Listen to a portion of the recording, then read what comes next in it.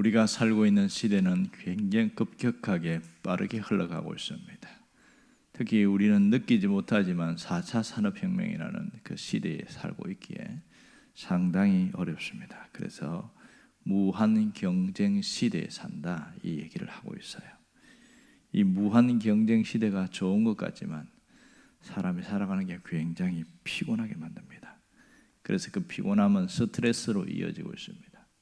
상당히 충격적인 것은 세계에서 우리나라가 보면 남성 사망률이 1위라 이렇게 나옵니다. 그것도 40대가 1위라고 이야기를 하고 있어요. 굶어서 죽는 것도 아니고 집이 없어서 직업이 없어서 죽는 것도 아닙니다. 그 이유는 스트레스 때문이다, 그렇게 말합니다. 이 스트레스는 육체의 질병뿐만 아니라 정신적, 정서적 장애로 일어나고 있습니다. 강한 스트레스는 우리를 중압감에 빠지게 만듭니다. 억압의 노예에서 완전히 사람의 성격 장애가 일어납니다. 원래 착한 사람이었는데 사람이 변해버렸다, 이렇게 이야기합니다. 성격이 완전히 본래의 모습을 잃어버린 채 살아갑니다. 이 스트레스는 공격적 성향, 공격적 행동으로 나타나기도 합니다. 이것이 지금 사회 문제가 되고 있는 분노 조절 장애입니다. 이것이 묻지마 범죄로 일어나고 있는 것이죠. 일반적으로 스트레스를 받고 살아가는 사람들이 나타나는 심리적 변화는 불안이에요. 항상 불안함이 계속되어지고, 또 하나는 좌절에 빠져 있습니다. 자신이 안 되는 것 때문에 갈등하고 부정적인 성향으로, 모든 매사에 부정적입니다. 세 번째는 갈등입니다. 갈등하는 사람들은 특징이 미련한 선택을 한다고 그래요. 선택해놓고 후회한다는 것이죠. 이 갈등은 정서적 장애로 일어나고 있습니다. 또한 날마다 근심과 탄식이 이어집니다. 그리고 자신의 무거운 짐 때문에 늘 고민하고 시름시름 알아가고 있습니다. 기도하면서 걱정하는 사람이 있어요. 희한하지요. 우리는 일반적으로 기도하면 걱정을 안 하는데 기도하면서 걱정하고 기도하면서 한숨을 쉬어요. 이게 심각한 스트레스를 갖고 있는 사람의 모습입니다. 이런 모습을 갖고 살았던 사람이 나오는데 오늘 다윗이라는 사람입니다. 오늘 시편 55편은 다윗이 쓴 시인데 장르로 하면 탄식시다, 이렇게 표현합니다. 탄식시. 이 시의 배경은 자신이 쫓겨다닐 때입니다. 아히도벨, 그러니까 압살롬의 반역에 의해서 이리저리 쫓겨다니고, 내가 여기서 죽을 수 있구나, 그때에 쓴 시입니다. 그리고 또 하나는 가장 충신이었던, 믿었던 아히도벨이라는 지략가, 다윗 시대의 제갈공명이라고 했던 이 사람이 배신한 것, 이것이 가장 큰 스트레스였습니다. 그러니까 오늘 17절에 뭐라고 그러냐면 저녁과 짐과 정오에 내가 근심하며 탄식하니라. 이건 하루 종일 탄식하고 근심한다는 뜻이잖아요. 그러면서 여호와께서 내 소리를 들으시로다. 지금 자기가 기도하고 있다는 얘기를 하면서 이렇게 말합니다. 기도하면서 근심하고 기도하면서 탄식하고 있습니다. 이 다윗이 위대해 보이지만 사실은 가장 비참한 상황에서는 우리와 똑같은 모습을 보이고 있습니다. 희한한 것은 아침과 저녁이 아니고 저녁과 아침, 이렇게 표현합니다. 이것은 히브리식 시간 계산법 때문에 그렇습니다. 우리는 아침에서 시작해서 저녁으로 끝나지만 히브리인들은 저녁이 시작입니다. 그래서 창조기사에서 보면 저녁이 되면 아침이 되니 있는 첫째 날이라. 언제 끝이 나냐? 정오가 끝이에요. 그들의 날의 정오는 오전 12시를 이야기하는 게 아니고 오후 5시까지가 정오입니다. 이게 끝이에요. 오후 6시부터는 시작입니다. 저녁입니다. 이런 그들의 시간법입니다. 그러면서 뭐라고 그러냐면 근심하며 탄식하리니, 근심하며 탄식. 기도해도 이 탄식이 끊어지지 않고 기도하면서도 근심이 끊어지지 않습니다. 왜 근심하냐? 자신의 대적자들 때문에 그렇습니다. 18절에 나오는 것처럼 나를 대적하는 자가 많더니 그랬습니다. 지금 그냥 단순한 대적이 아니고 죽음의 위기에 둘러싸여 있습니다. 그러니 무거울 수밖에 없는 것이죠.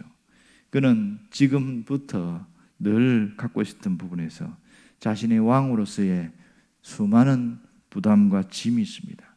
이 다윗이 근심하고 걱정했던 건 자기가 갖고 있는 짐 때문입니다. 인생의 짐, 그리고 왕으로서의 짐 때문입니다. 왕으로서의 짐이 뭐예요?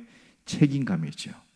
그것은 국방과 안보와 경제를 책임져야 되고 모든 그 백성들의 이 도덕성까지 책임져야 되는 그 엄청난 책임감이 있었습니다.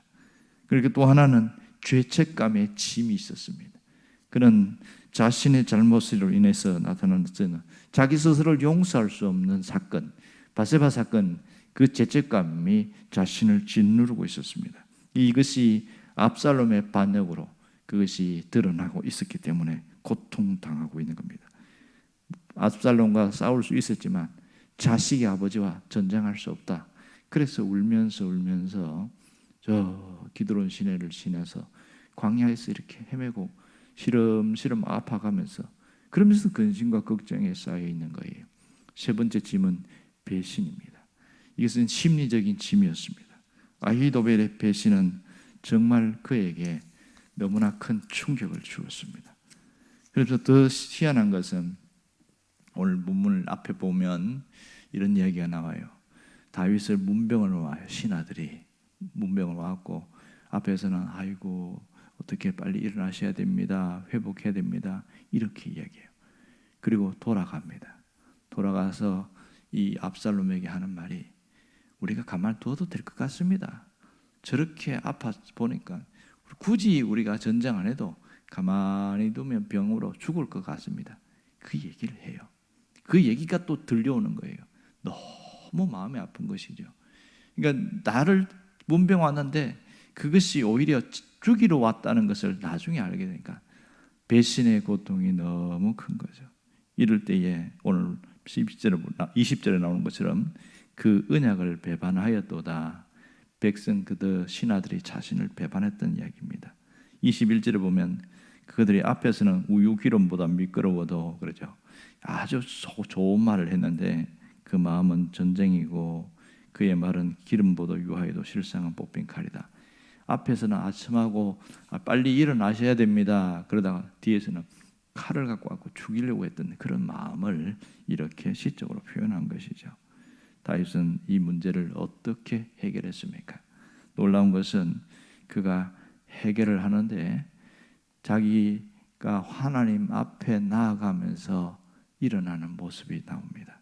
그것이 뭐냐면 바로 18절 앞부분을 보시기 바랍니다. 전쟁에서 저가 내 생명을 구속하사 평안하게 하셨도다. 전쟁에서 내 생명을 구속하사 평안하게 하셨도다. 이것이 그의 비법이었던 것을 알 수 있습니다. 오늘 이것은 일어나는 다윗에게 놀라운 힘이었습니다. 자, 이 뭐냐면 자기가 거기서 아파가면서 깨달은 게 뭐냐면 내가 지금 살아있는 것이 하나님이 내게 은혜를 베푸셔서 살아있는 것이고 내가 잘나서 왕이 된 것도 아닌데 하나님이 은혜를 베푸셔서 왕이 된 것이지 하나님이 지난 삶 가운데 내게 베푸른 은혜를 기억하는 거예요. 그것을 깨닫고 이렇게 말하는 겁니다. 이 전쟁에서 내 생명을 구속하사 무슨 말입니까? 내 죽고 사는 게 하나님께 달려있다는 걸 얘기하고 있는 것이죠. 그리고 내 마음이 평안하이도다. 두렵고 탄식과 근심과 걱정이 가득했는데 갑자기 하나님이 베푸신 은혜를 쫙 생각하니까 마음이 툭 떨어지면서 편안해지더라는 거예요. 이 얘기를 하고 있는 겁니다. 그래서 그가 극심한 스트레스를 겪고 있던 모든 것이 여기서 벗어나게 되었습니다. 그리고 자기가 지고 있는 인생의 짐이 너무 무거웠는데 여기서 손을 놓게 되어집니다. 그러면서 자기 자신에게 선포하는 말을 합니다. 그것이 유명한 22절입니다. 22절 말씀 같이 읽겠습니다. 내 짐을 여호와께 맡기라. 그가 너를 붙드시고 의인의 요동함을 영원히 허락하지 아니하시리로다. 아멘.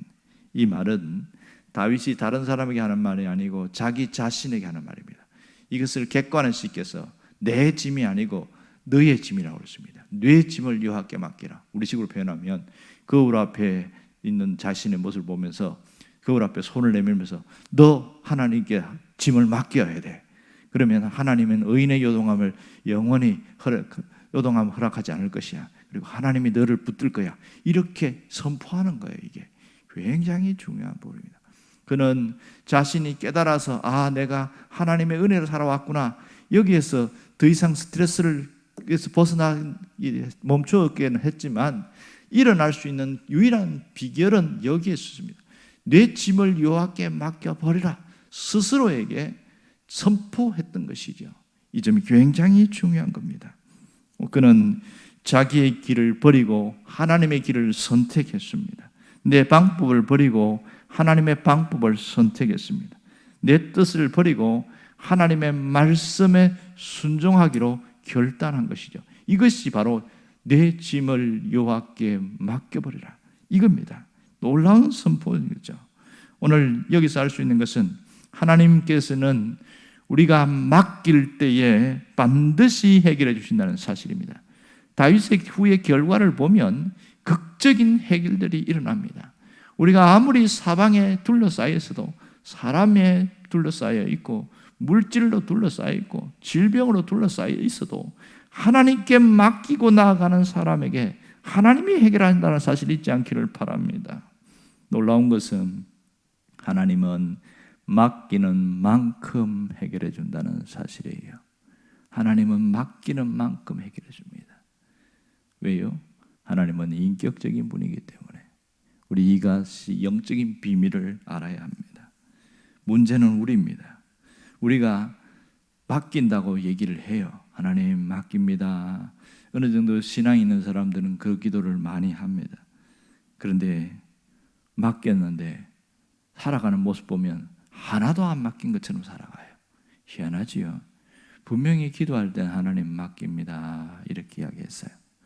왜 맡기지 않은 모습으로 살아갈까? 원인을 추적해 보니까 두 가지 이유가 있습니다. 하나는 어떤 분은 알고도 실천을 안 해요. 그렇지, 내 짐을 하나님께 맡겨야지. 그렇지, 하나님이 다 해결해 주겠지. 들었어요. 지식으로 알았어요. 그런데 실천을 안 하는 거예요. 이 사람은 아예 맡기지 않습니다. 또 하나는 하나님께 맡깁니다 그래 놓고 저 문 열고 나가면서 도로 찾아 나옵니다. 다시 찾아와서 자기가 짐을 지고 가는 거예요. 자기가 인생의 짐을 지고 가는 거예요. 여러분, 우리가 살아가면서 내가 혼자 지어야 할 짐이 있고 맡겨야 할 짐이 있다는 것을 알아야 됩니다. 그런데 둘 다 지고 가려고 하면 불가능해요. 내가 할 수 없는 것은 철저하게 맡겨야 됩니다.